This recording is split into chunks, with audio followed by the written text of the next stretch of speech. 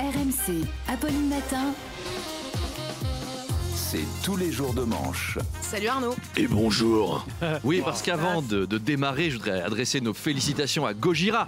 C'est notre groupe français de heavy metal des JO qui a gagné un Grammy Award. On se souvient de leurs prestations. On l'entend, hein, voilà. Si vous n'étiez pas réveillé, maintenant vous l'êtes. Vous êtes prêts à attaquer la journée, à gifler votre patron, à vomir du sang sur vos collègues. C'est Gojira, ça se coud. Eh bien, c'est grâce à moi et mes JO. C'est mon Grammy. C'est mes JO, c'est mon mien. Et oui, bravo aussi à Emmanuel Macron, qui avait déjà un Grammy Award pour son mariage. Bravo à lui pour cette belle collection de récompenses. Nous sommes enfin début février. Oh là là, quel kiff. Et c'est la fin du Dry January, ou comme on dit dans le rugby, le quoi ? Le January quoi ? Donc voilà, vous pouvez vous remettre à boire, sauf si vous êtes aiguilleur du ciel aux États-Unis, évidemment. Alors vous, s'il vous plaît, ne buvez pas, les gars. Hein. Déjà que Agen, c'est un beau bordel. 2 accidents d'avion en 3 jours aux États-Unis. Et premier réflexe de Donald Trump, vous l'avez entendu, ça a été « Si les avions se sont crashés, c'est à cause des politiques de recrutement inclusif. C'est le DEI, this DEA. » Voilà, ça a été vraiment sa première réaction. Je traduis, hein. Il y avait des noirs dans la tour de contrôle, voilà, et des transsexuels. Il y a des trans dans nos avions. Ils ont même leur propre compagnie, Apolline, Transavia. J'ai un enregistrement des messages cabine de Transavia. Mesdames, messieurs, non-genrés, non-binaires, intersexes, transgenres, asexuels et queer, je suis Nicky Doll, votre commandant.e. Le personnel va passer parmi vous et Yel vous proposeront un assortiment de paillettes, menottes fourrure et poppers et vous inviteront à quitter le carcan de votre assignation sexuelle et genrée pendant toute la durée du vol. La température sera chaude jusqu'à Berlin et des turbulences sont à prévoir. Libérez-vous et merci d'avoir choisi Transavia. C'est les trans, ils dirigent tout. Cet après-midi, François Bayrou va déclencher le 49.3 sur le budget. Oui, parce qu'on n'a toujours pas de budget. Non. On est le 3 février. Non. Et on en est encore à discuter de ce qu'on va pouvoir ou non dépenser éventuellement, peut-être cette année. Ça commence à faire tard. Là, le gouvernement est un peu dans la position d'une mère qui demande si elle peut avorter de son ado à 13 ans. Oui, mais il est vraiment pénible en ce moment. Bah oui, mais non, mais c'est trop tard. N'insistez pas, Madame Courgeot. Bon, je le recongèle. Oh là là. Pas Madame Courgeot. LFI va déposer une censure. Ils sont très remontés à LFI après les déclarations du Premier ministre qui a employé l'expression de submersion migratoire. Moi, j'en ai discuté dans les couloirs avec Manuel Bompard qui me disait « Mais on ne peut pas cautionner de tels propos. Submersion migratoire, c'est inadmissible. Chez les Insoumis, nous avons des valeurs. Maintenant, excusez-moi, je dois aller soutenir Louis Boyard à Villeneuve-Saint-Georges et sa liste où figure notre ami Mohamed Ben Yaklef, un valeureux soutien des glorieux résistants du Hamas.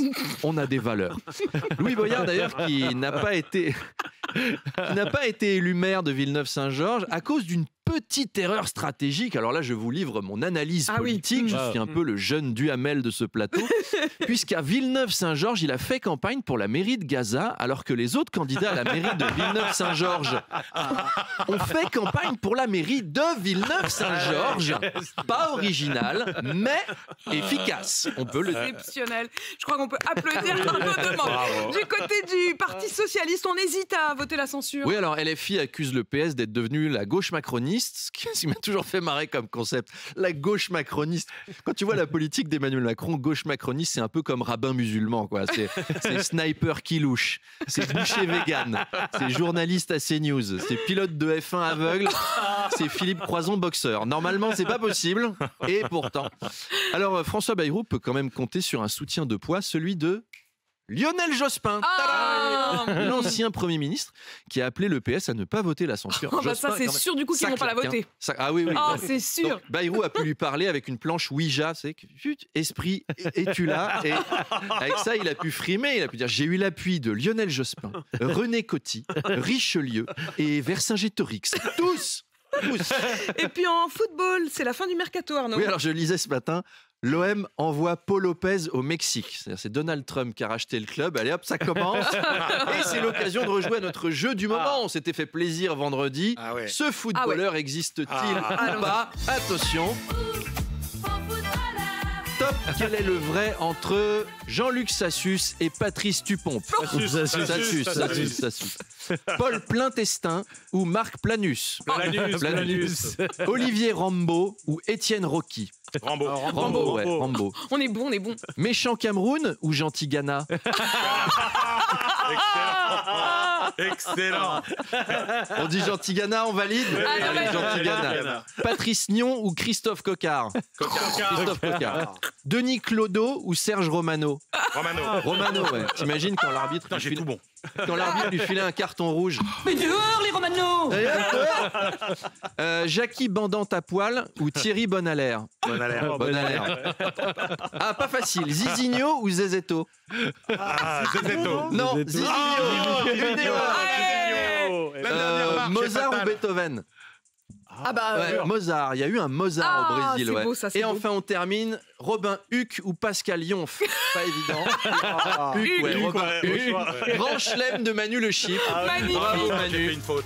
Oh, une faute, Et à petite demain, faute. allez. Elle est pardonnée, Manu. Il est 7h24 et c'est l'heure du pirate. RMC.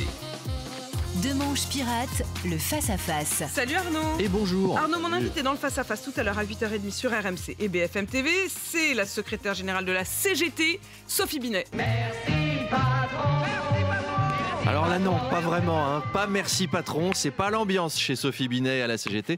Je vous explique. En fait, Bernard Arnault a râlé contre la surtaxe de 40% prévue dans le budget. Il a menacé de délocaliser. Et Sophie Binet a dit leur seul objectif, c'est l'appât du gain. Les rats quittent le navire. Depuis, polémique. Alors j'ai demandé à Manu Le Chypre si Bernard Arnault était sérieux. Il m'a dit si tu veux, il peut très bien délocaliser en Chine, d'autant qu'ils savent déjà produire du Chanel, du Gucci et du Hermès là-bas. Ils font déjà des tailleurs Chamel, des sacs à main Gucciot, des carrés Herpès. La main-d'œuvre, elle est déjà formée, si tu veux. Après, Sophie Binet qui se plaint que Bernard Arnault soit motivé par l'appât du gain, j'ai envie de te dire, ma chérie, s'il n'était pas motivé par le pognon, celui-là, ce serait pas devenu Bernard Arnault, quoi. Il serait devenu Jean Clément de l'épicerie solidaire. C'est un autre profil. Et Apolline, même Michel-Édouard Leclerc, votre ami, Ah ouais, il y a eu votre clash. confident, votre BFF, il y a eu clash. Il s'est lancé dans la bataille. Il a déclaré que Bernard Arnault faisait du chantage. Et Bernard Arnault lui a dit va vendre dans tes supermarchés plus de produits français et arrête de pressuriser les fournisseurs. En gros, il lui a dit occupe-toi de ton cul, mon vieux. Voilà. Ça se clash entre grands patrons. On dirait un peu les tamers. Vous vous souvenez des tamers? Vous savez, ta mère, elle est tellement obèse que quand on la chatouille, ça fait bugger les sismographes. Ce genre de truc. Ta mère, elle a dans les yeux le bleu qu'elle a dans les varices. Oh non. Ta mère, elle est tellement grosse que quand elle se baigne, si Shepard et Paul Watson, ils doivent surveiller les baleiniers. Oh non. Mais Eh c'est ben, quoi ces blagues? C'est le même truc, sauf que là, il joue à ta boîte. Ouais, ta boîte, elle est tellement grosse que tu vas payer 40% d'impôts en France. Zbrr, zbrr. Ah ouais? Eh ben, ta boîte au 440, elle est comme le verbe dans une phrase de Maître Yoda, elle arrive en dernier. Jean de Joule mal fait. Ah ouais? Eh ben, Dior homme à l'envers, ça fait hémorroïde. Ce qui est vrai, hein. Ah Si vous non. le lisez dans l'autre sens, Dior homme, ça fait hémorroïde dans le. Donc, En même temps, il n'y a pas beaucoup de produits LVMH chez Leclerc. hein, donc, Ah oui. ah, il pourrait s'y mettre. Et là, Ils c'est peuvent une se blague planter. d'économiste. C'est la lutte des classes entre milliardaires et millionnaires en ce moment. Que va en dire Sophie Binet? Ben, réponse à 8h30. L'arbitre Sophie Binet de la CGT, ce sera donc à 8h30.